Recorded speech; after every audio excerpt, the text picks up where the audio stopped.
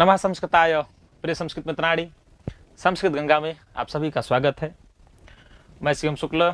आज हम लोग क्या करने आए हैं? कादंबरी की प्रश्नोत्तरी हल करने आए हैं। आज हम लोग क्या करेंगे? कादंबरी का हम लोगों ने अध्ययन किया है, कादंबरी की हम लोग प्रश्नोत्तरी करेंगे और कादंबरी की प्रश्नोत्तरी में हम लोग देखते हैं क्या प्रश्न देगा। एक बात और बता दें, कादंबरी जैसा कि आप सब लोग जानते हैं, कादंबरी रचना है बाणभट्ट जी की। क्या है? कादंबरी कथा है। क्या है गुरुजी? कादंबरी कथा है। ये दो भागों में लिखी गई है, पूर्व भाग, उत्तर भाग। बहुत इसमें वो भी होता है, डाउट भी उत्पन्न होता है, शंकाएं भी होती हैं, बहुत बातें भी उठती हैं कि कादंबरी जो रचना है इसके पूर्व भाग को ही इन्होंने बाणभट्ट ने लिख पाया था, उत्तर भाग को कहा जाता है ऐसा कि इनके जो पुत्र हैं भूषण भट्ट, पुलिन भट्ट, इन्होंने पूर्ण किया कादंबरी को। ऐसी उक्ति भी आती है, ऐसी किंवदंती भी है। तो हम लोग कादंबरी कथा है, बाणभट्ट की रचना है और इसको हम लोग क्या करेंगे? पढ़ेंगे। दो भाग में है, पूर्व भाग, उत्तर भाग में। तो क्या है? ये कादंबरी है, इसकी हम लोग क्या करेंगे? प्रश्नोत्तरी। 21 से 40 प्रश्नों तक हम लोग इसकी प्रश्नोत्तरी को हल करेंगे कि इसमें क्या प्रश्न दे रखा है। कादंबरी आपका हर एग्जामों में पूछी जाती है, कई परीक्षाओं में पूछी जाती है। उसको दृष्टिगत हम लोग प्रश्नोत्तरी करते हैं। क्या दिया है देख लेते हैं क्या दिया है। पहला प्रश्न है, वैशंपायन वृत्तांतः कुत्रोपमणितः, अर्थात वैशंपायन का वृत्तांत जो है वो कहाँ वर्णित है? वैशंपायन का वृत्तांत कहाँ वर्णित है? क्या 10 कुमार चरिते? क्या 10 कुमार चरितम में है? क्या मृच्छकटिके? क्या मृच्छकटिकम में है? क्या कादंबर्याम? क्या कादंबरी में है? क्या हर्षचरिते? क्या हर्षचरित में है?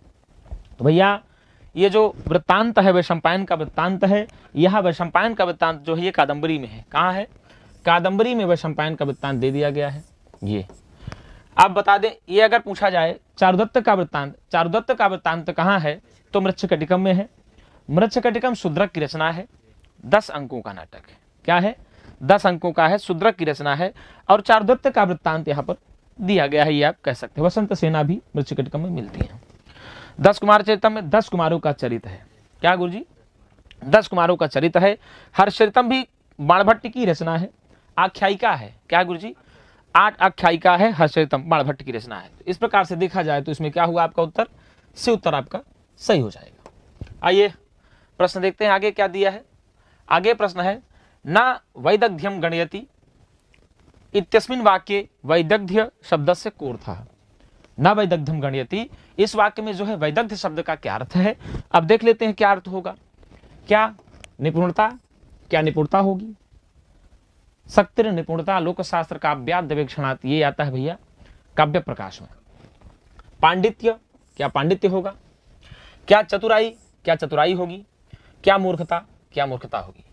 देखिए क्या बढ़िया दिया है, निपुणता भी दे दिया, पांडित्य भी दे दिया, चतुराई भी दे दिया। कितना बढ़िया आपको मिला जुला दे दिया कि आप इसका क्या अर्थ लगाएंगे। लेकिन कादंबरी कथा के अनुसार ये शुकनासोपदेश की पंक्ति है, न वैदग्ध्यम गणयति।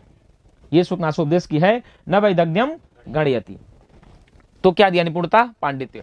लक्ष्मी के लिए कहा गया है ये, तो पांडित्य होगा। क्या होगा अर्थ इसका गुरुजी? पांडित्य हो जाएगा। अर्थात ये जो लक्ष्मी है ना, ये पांडित्य की गणना नहीं करती है, न गणयति, न गणयति दिया है ना।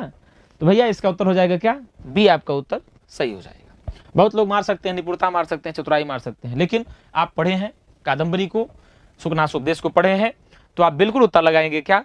पांडित्य हो जाएगा। क्या होगा गुरुजी? पांडित्य आपका उत्तर सही हो जाएगा।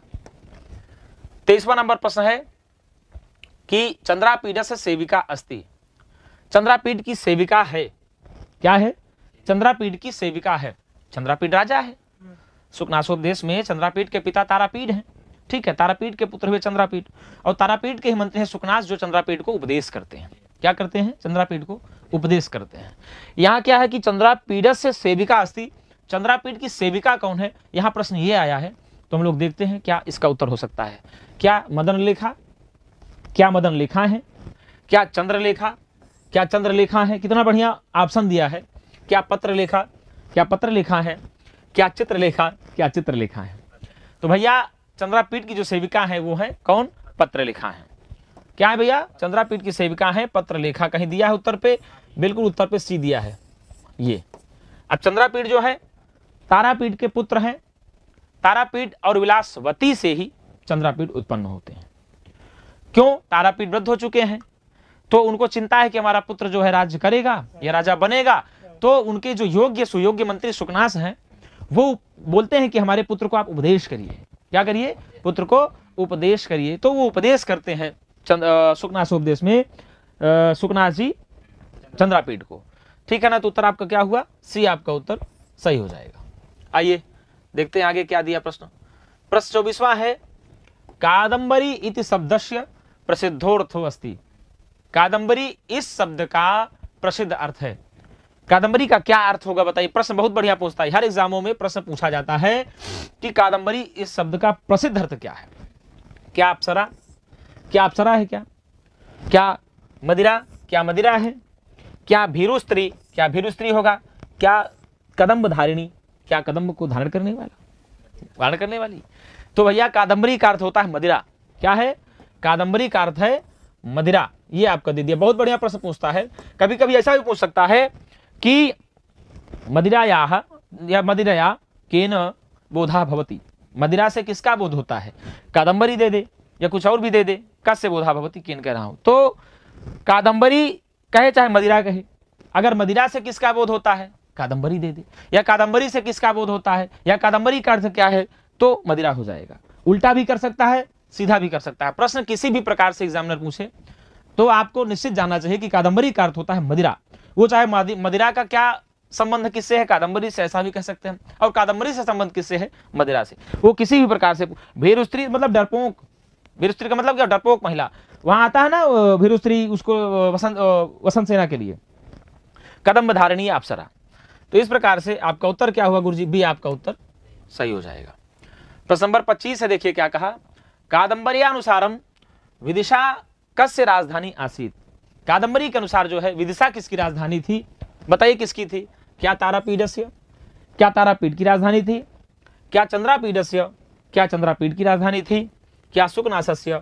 क्या सुकनास की राजधानी थी? क्या शूद्रकस्य? क्या शूद्रक की राजधानी थी? बताइए भैया किसकी थी? हमारे गुरुजी शूद्रक की बता रहे हैं। बिल्कुल एकदम उत्तर शूद्रक की सही हो जाएगा। आसीद शेष नरपति सिंहासनभ्यर्चित शासन पाक शासन युवापरः। ये शूद्रक के लिए कहा गया है। विदिशा नाम नगरी आसीत। शूद्र को नाम राजा आसीत। शूद्रक नामक राजा था। कहाँ का था? विदिशा नामक नगरी का।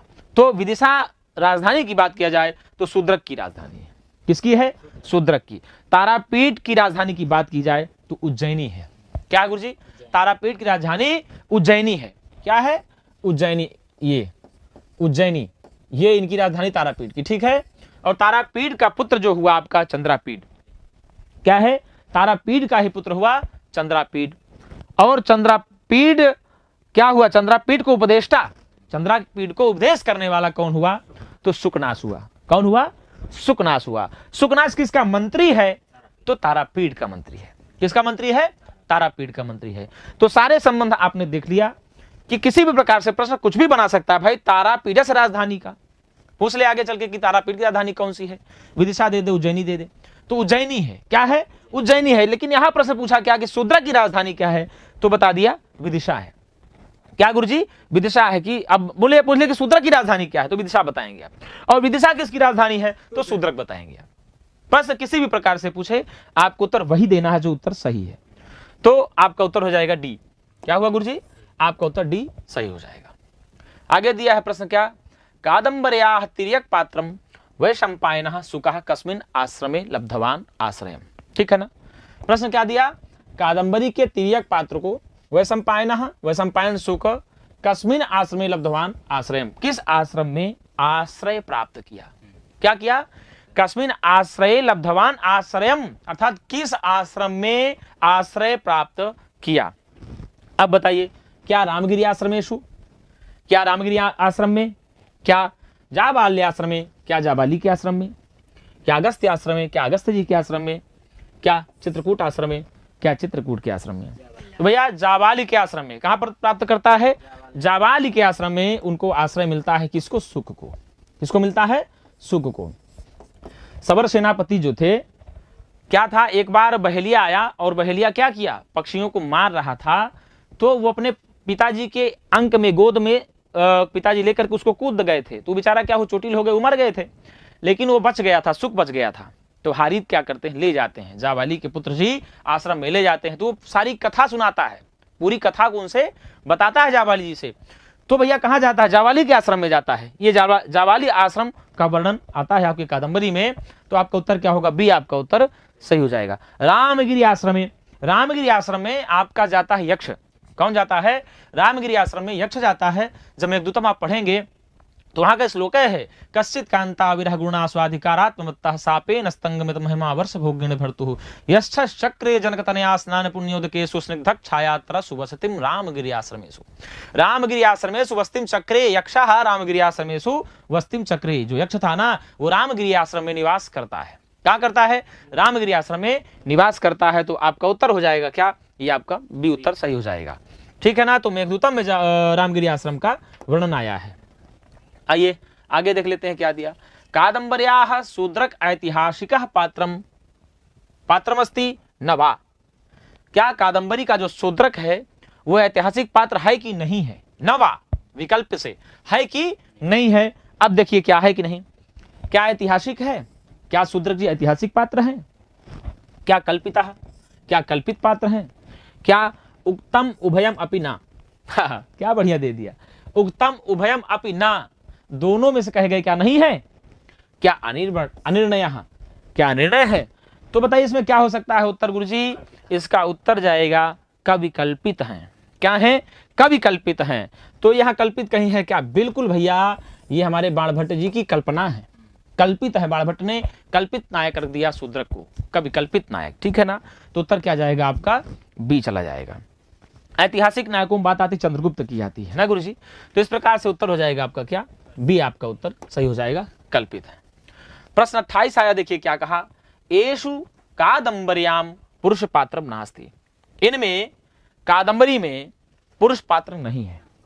क्या दिया, नीचे पात्रों की संख्या दे दी, नाम दे दिया, इनमें कह दिया कि इनमें कौन सा पात्र ऐसा है जो पुरुष पात्र तो चारों हैं, हारित भी है, जाबाली भी है, मैत्रेय भी है, शूद्रक भी है। ये चारों पात्र पुरुष पात्र हैं।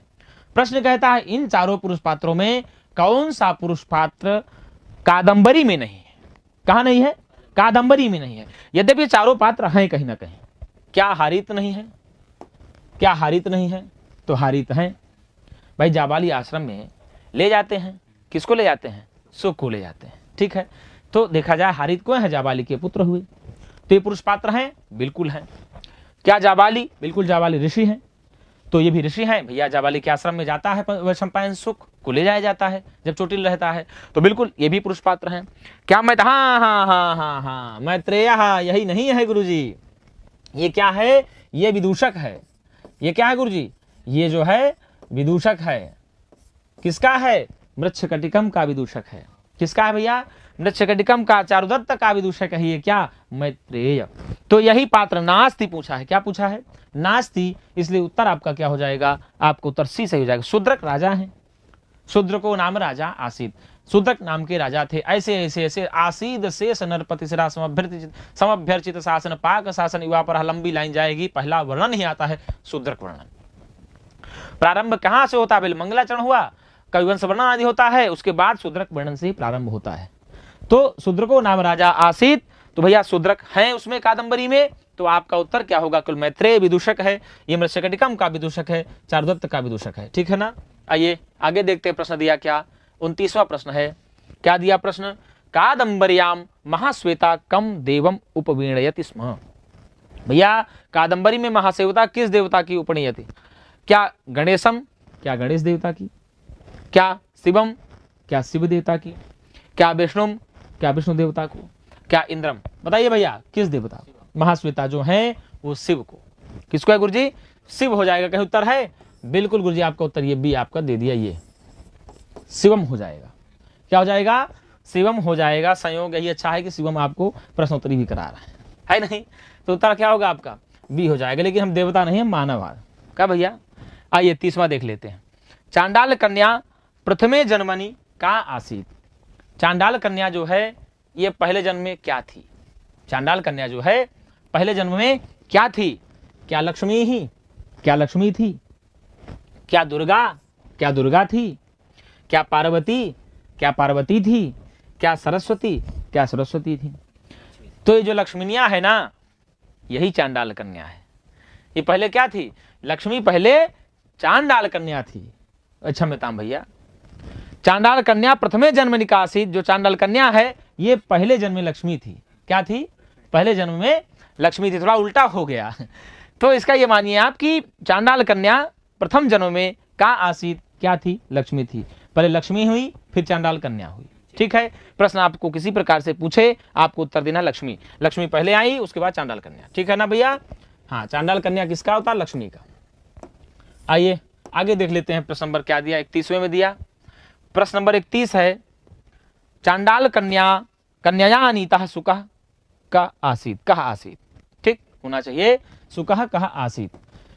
चांडाल कन्या के द्वारा लाया गया, अनीता मतलब लाया गया, सुक जो है कहा आसीत कौन था? कौन था गुरुजी? कपिंजलः। क्या था? कपिंजलः, इंद्रायुधः, पुंडरीकः, चंद्रमाः। कौन था गुरुजी? तो क्या चांडाल कन्या के द्वारा जो लाया गया सुक था, कहा आसित कौन था? वो जानिए कौन था? तोता रहा कि पट्टू रहा कि मैना रहा कि छिपकली रही? क्या कपिंजला है? क्या कपिंजल? क्या इंद्रायुधा? ये दोनों एक हैं। कपिंजल इंद्रायुध दोनों एक है, बस नाम अलग अलग यहां कर दिया गया। पुंडरीक, पुंडरीक क्या? चंद्रमा। चंद्रमा कौन होगा भैया? उत्तर हो जाएगा पुंडरीक। आपका सी उत्तर सही होगा। क्या होगा? पुंडरीक। ये अब देखिए क्या था? पुंडरीक, पुंडरीक होगा एक, वैशंपायन। क्या होगा? वैशंपायन दो, और तीसरे हुए सुख। कौन हुए? सुख। भैया ये तीन जन्म का कादंबरी में ना शूद्रक और पुंडरीक के तीन जन्मों की कथा वर्णित है। क्या है? पुंडरीक और शूद्रक के तीन जन्मों की कथा वर्णित है। अब ये चंद्रमा है, ठीक है। अब इसके बाद इनका क्या हो जाएगा? चंद्रापीड। चंद्रमा, चंद्रापीड ऐसे ले लेते हैं आप ना, ये चंद्रापीड। और तीसरा अवतार क्या हुआ इनका? शूद्रक। क्या हुआ गुरुजी? ये चंद्रमा, चंद्रमापीड, शूद्रक। इन तीनों के तीन जन्मों की कथा वर्णित है। तीनों की तीन जन्मों की कथा वर्णित है। इंद्रायुध कपिंजल भी एक ही है, ठीक है ना? अवतार होता है इनका। तो इस प्रकार से इसका उत्तर क्या हुआ? आपका उत्तर हो जाएगा सीधे सीधे पुंडरीक। कहा कौन होगा भैया? उत्तर सी आपका करेक्ट हो जाएगा, पुंडरीक। हमने तीनों जन्मों की दोनों की बता दिया। आप लोग इसको देख लीजिएगा, स्क्रीनशॉट भी ले लीजिएगा, जिसको भी ध्यान रखे अगले बार। आगे देखिए क्या दिया? महाश्वेता वृत्तांते किम नाम सरोवर्णितम। महाश्वेता वृत्तांत में किम नाम सरोवर, किम नाम सरोवर्णितम, कौन सा सरोवर वर्णित है बताइए? महाश्वेता वृत्तांत में किम नाम सरोवर्णितम, कौन सा सरोवर वर्णित है बताइए? कहा सरोवर वर्णितः, ऐसा करना चाहिए, ठीक है ना? कीदृशम नाम सरोवरम वर्णितम, ऐसा करना चाहिए। किस प्रकार का सरोवर वर्णित है, ठीक है? क्या पंपासरः, नाम नामनी नामानी रूप चलता है नपुंसकलिंग में, इसलिए यहां किम दे दिया। किम नामक, किस प्रकार का, क्या नाम था उस सरोवर का? क्या पंपासरः, क्या पंपासर था? क्या अच्छोदसरः, क्या अच्छोद सरोवर था? क्या मानसरः, क्या मान सरोवर था? क्या ब्रह्मसरः, क्या ब्रह्मसर था? बताइए भैया क्या नाम था उस सरोवर का? सरोवर नाम किम, महाश्वेता वृत्तांते सरोवर नाम किम, ऐसा भी कर सकते थे प्रश्न को। तो क्या होगा? थोड़ा किम नाम सरोवर्णितम, बताइए? सरोवर सराह वर्णितम, सरो को सराह हो जाएगा, ठीक। तो इसका उत्तर क्या लगाएंगे आप? आच्छोद सरोवर से वर्णित। क्या भैया? आच्छोद सराह नाम था। क्या था? आच्छोद सराह नाम था। आपका उत्तर क्या हो जाएगा? बी आपका उत्तर सही हो जाएगा। आइए आगे देख लेते हैं। 33वां क्या है? कादंबरी कथायाम पुंडरीक, हाँ, पुंडरीकस्य अनुरागः कम प्रति आसीत्। कादंबरी कथा में पुंडरीक का अनुराग किसके प्रति था? बताइए किसके प्रति था? क्या कादंबरी के ही प्रति था पुंडरीक का? क्या महाश्वेताम, क्या महाश्वेता के प्रति था? क्या शकुंतलाम, क्या शकुंतला के प्रति था? क्या तापसीम, क्या तापसी के प्रति था? भैया वृद्धा तापसी कहाँ आती हैं? शकुंतलम में आती है चर्चा ना। तापसी महिला आती हैं, लेकर के शकुंतला को चली जाती हैं। जब वो ज्वर से पीड़ित होती हैं, है नहीं, तो लेकर के चली जाती हैं। तो अब बताइए शकुंतलाम, भैया शकुंतलम में आता है, उनका विज्ञान शकुंतलम में, ये हो जाएगा क्या? महाश्वेताम। ये पूछ रखा है कि किसके प्रति अनुराग था पुंडरीक का। भैया पुंडरीक का महाश्वेता के प्रति अनुराग था, और चंद्रापीठ कादंबरी, चंद्रापीठ का कादंबरी के प्रति और पुंडरीक का महाश्वेता के प्रति। ठीक है ना गुरुजी? तो उत्तर क्या हो जाएगा? महाश्वेता। अब रही बात शाकुंतलाम, तो जब शकुंतला थी, दुष्यंत का अनुराग शकुंतला के प्रति था। किसका था? दुष्यंत का अनुराग शकुंतला के प्रति था। तापसी तो वृद्धा महिला है, तपस्या करने वाली है, तो इनके प्रति अनुराग किसका होगा? किसी का नहीं होगा, है नहीं? उत्तर क्या जाएगा आपका? बी आपका उत्तर सही चला जाएगा। 34वां प्रश्न है गुरुजी क्या? महाश्वेता चरितम अवतारितम। महाश्वेता का चरित अवतरित है, महाश्वेता का चरित अवतरित है, कहां है गुरुजी? अवतारितम क्या बताइए? क्या कादंबर्याम, क्या कादंबरी में है? क्या रामायणे, क्या रामायण में है? क्या महाभारते, क्या महाभारत में है? क्या 10 कुमार चरिते, क्या 10 कुमार चरितम में है? बताइए भैया कहां है? कादंबरी में है। कहां है गुरुजी? कादंबरी में है। आपका उत्तर हो जाएगा क्या? ये आपका उत्तर ए सही हो जाएगा। शबरी वृत्तांत रामायण में है, सुग्रीव आदि वृत्तांत रामायण में है नहीं गुरुजी? महाभारत में क्या है?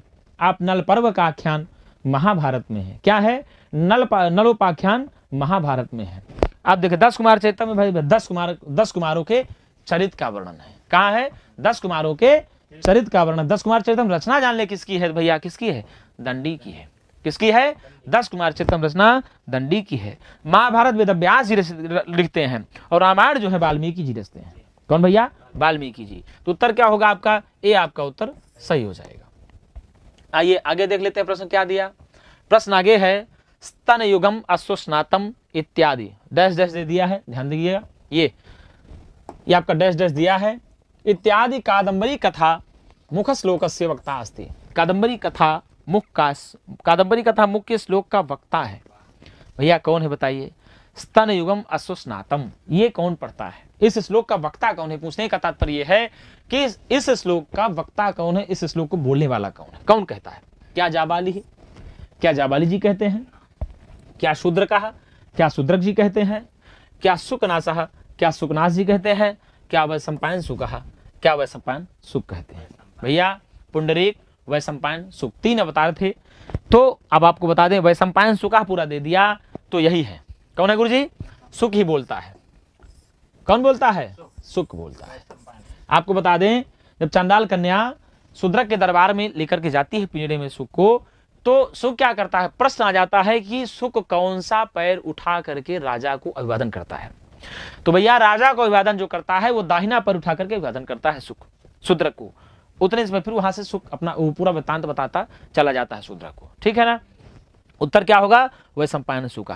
सुकनास जो है आपके बताए मैंने बार बार, चंद्रापीठ जी के मंत्री हैं, क्षमता तारापीठ जी के मंत्री हैं, और इस चंद्रापीठ के उपदेष्टा हैं, ऐसा आप कह सकते हैं। शूद्रक राजा हैं, आप जान रहे हैं। कहाँ के हैं? विदिशा के हैं। जाबाली आश्रम का वर्णन भी आपके कादंबरी में ही प्राप्त होता है नहीं? तो उत्तर क्या हुआ आपका? डी उत्तर सही हुआ। 36 प्रश्न आया क्या? कादंबरी रसज्ञानाम आहारोपि न रोचते। कादंबरी रसज्ञानाम आहारोपि न रोचते इत्यत्र कादंबरी पदे को अलंकार। कादंबरी पद में कौन सा अलंकार है? बताइए भैया। क्या अनुप्रास? क्या अनुप्रास अलंकार है? क्या यमकम? क्या यमक अलंकार है? क्या श्लेषः? क्या श्लेष अलंकार है? क्या रसवत? प्रे उज्ज्वसिम भी मानते हैं कई विद्वान। बताइए कौन सा होगा? क्या श्लेष होगा? बिल्कुल श्लेष होगा। क्या होगा गुरुजी? यहां आपका हो जाएगा श्लेष अलंकार। इसमें पूरा बता दे कादंबरी पदे को अलंकार, तो कादंबरी पद में श्लेष अलंकार होता है। और कादंबरी का अर्थ है मदिरा। क्या है? कादंबरी का अर्थ है मदिरा। मदिरा ही कादंबरी है, कादंबरी ही मदिरा है। कुछ भी आए प्रश्न आपका वही लगाना है। अब अनुप्रासा शब्द संयम वह सम्य पिस्वरस्य, आपको बता दे रहा हूं, याद आ गया परिभाषा तो ये भी देख लीजिए, कहीं कहीं पूछ लेता है। अर्थे सत्यर्थ पृथगर्थे सत्यर्था नाम, ऐसे हमकम का आता है। तो उत्तर क्या होगा? सी आपका उत्तर यहाँ सही हो जाएगा। आइए आगे देखते हैं 37वां प्रश्न क्या आया। प्रश्न 37 है कादंबर्याम विंध्याटवी वर्णने अचेतन पदार्थानाम चेतन देवता भी उपमा करणस्य मूले चमत्कारो अस्ति। बताइए चमत्कारो अस्ति क्या है? कादंबरी में विंध्याटवी वर्णन में अचेतन पदार्थों का चेतन देवता भी चेतन देवताओं के साथ उपमा करण से, उपमा के करण का मूल में चमत्कार अस्ति। क्या है भैया? उपमा के कारण में मूल में चमत्कार क्या है? क्या वक्रोक्ति ही? क्या वक्रोक्ति का है? क्या यमकस्य? क्या यमक का है? क्या श्लेषस्य? क्या श्लेष का है? क्या अनुप्रासस्य? क्या अनुप्रास का है? तो भैया श्लेष का होगा। क्या होगा? श्लेष अलंकार हो जाएगा। दिया है क्या? बिल्कुल सी आपका उत्तर दिया है ना गुरुजी। आपका उत्तर क्या हो जाएगा? श्ली शिष्टै पदैरेण का अर्थ, तो आपका हो जाएगा उत्तर सी सही। क्या होगा? सी आपका उत्तर सही हो जाएगा। आइए देखते हैं आगे क्या था। प्रश्न आगे है, गंधर्व नगर लेखेव पश्यत एव नश्यति। वाह, गंधर्व नगर की लेखा के समान, रेखा के समान दिखाई देती है और नष्ट हो जाती है। आप ध्यान दीजिए, जब बरसात होती है जाड़े में, जब आपके आम्र में बौर ओराना होता है बसंत के बाद, तड़ाके से वर्षा होती है, तड़ाके से वर्षा होगी, बिजली चमकेगी और वो बिजली जब दिखती है आपको, उसे कहते हैं ना इंद्रधनुष बनी हुई है, भाई दिखाई देती है और नष्ट हो जाती है। तो गंधर्व नगर लेखे पश्यत एवं नश्यति इदम वाक्यमस्ति। यह कहाँ है? दस कुमार चरिते, क्या दस कुमार चरितम में है? हर्ष चरिते, क्या हर्ष चरितम में है? क्या मुद्रा राक्षसे, मुद्रा राक्षस में है? अरे भैया कादम्बरियाम, कादम्बरी में है। कहाँ है? कादम्बरी में है। ये आपका उत्तर क्या हो जाएगा? आपका उत्तर कादम्बरियाम, कादम्बरी हो जाएगा। ठीक है, सुकनासोपदेशे कर देता तो वहां भी है, कादम्बरी के सुकनासोपदेश में है। लक्ष्मीनिया को कहते हैं कि गंधर्व नगर के मानो गंधर्व नगर की लेखा के दिखाई देते और नष्ट हो जाती है। उत्तर आपका हो जाएगा ये। मुद्रा राक्षस किसकी रचना है? विशाख दत्त की है। क्या भैया? विशाख दत्त की मुद्रा राक्षस है। हर्षचरितम आख्यायिका ग्रंथ है, बाणभट्ट का ही है। किसका है? बाणभट्ट का है। दस कुमार चरितम किसका है? दंडी की रचना है। किसकी रचना है? दस कुमार चरितम दंडी की रचना है। आइए आगे देख लेते हैं क्या कहा। 39वां प्रश्न है, सुभाषितम हारि विशत्यधो गलान न दुर्जनस्यार्क रिपो रिवामृतम इति केन कविनोक्तम। ऐसा किस कवि ने कहा? ऐसा किस कवि ने उच्चारित किया? ऐसा किस कवि ने बोला? क्या वेदव्यासेन?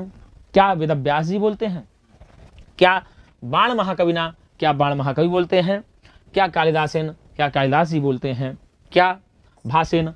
क्या भास जी बोलते हैं? बताइए कौन बोलते हैं भैया? हाँ, बाण महाकवि बोलते हैं। कौन बोलता है? बाण महाकवि बोलते हैं। ये आपका उत्तर हो जाएगा बी। क्या होगा? बी आपका उत्तर सही हो जाएगा। 7वां श्लोक है कादम्बरी कथामुख का, आप देखेंगे तो उसमें जब दुर्जन और सज्जन की निंदा का वर्णन है ना, उसमें है ये। दुर्जन सज्जन की निंदा में है, वर्णन में है। महाकवि बाण जी कहते हैं। कौन कहता है?